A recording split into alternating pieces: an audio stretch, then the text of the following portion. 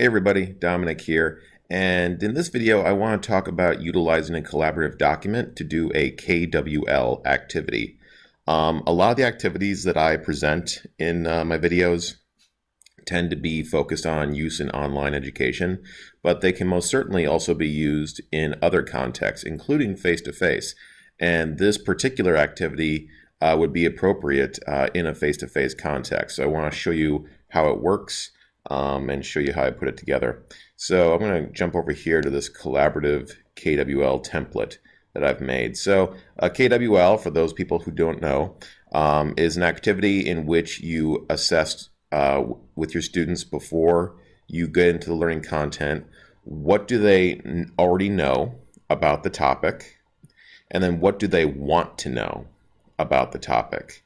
And this helps to guide some of your instruction and be aware of where your students are at in regards to their understanding of a particular topic. And then a KWL will finish with the final part, which is, what did you learn about the topic? Okay, and this is a very valuable tool, especially for the instructor, because they can go back and see, how did they do in regards to their instruction? Are there still knowledge gaps that their students need a better understanding of the content?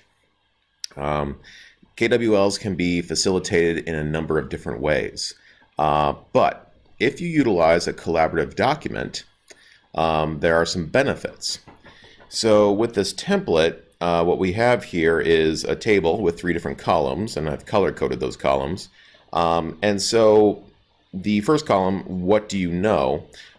Essentially the idea is that students would go into this collaborative document and they would take a blank spot in the column to contribute an idea of what they already know about the topic.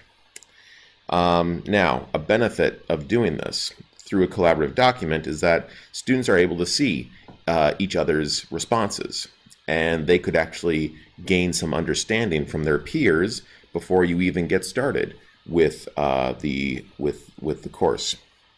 And you can see here that not only can students fill in their ideas, but they could also comment on each other's ideas. So for example, right here we have X has 4 main components that need to be considered.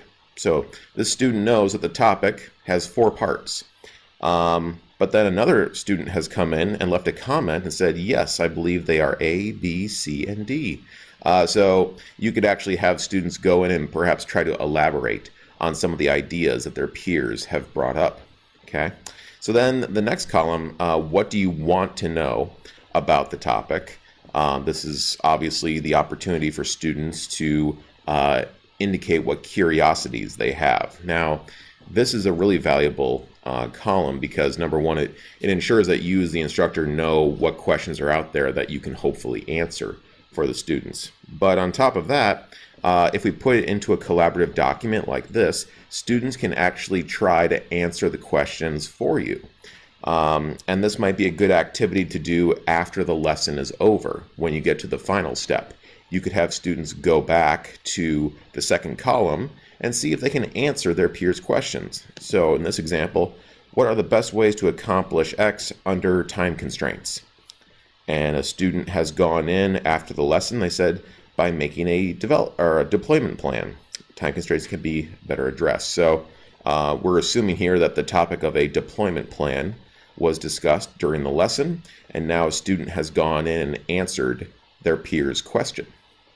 Okay, and then what did you learn about X is our final column, and this is obviously a place in which students can bring forward new ideas that they did not have prior to the lesson. And this is great because students can actually go in and look at the different ideas that their peers learned, and it might be a good reminder of some things that perhaps they had forgotten but their peers remembered. And by going to this document, they can see those ideas and recall those topics that were brought up. And just like any collaborative document, the work that's done here is saved automatically and can be referenced at any point in the future. So this could be a great artifact for students to go back to and review when they're preparing for some form of an assessment. So a KWL is nothing new. It is a great tool to utilize in your instruction, regardless of if you want to leverage technology or not.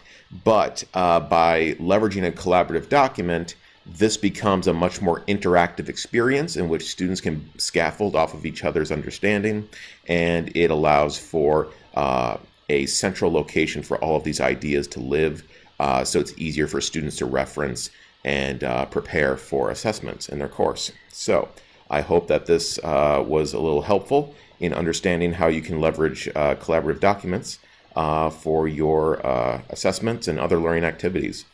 Thanks for watching.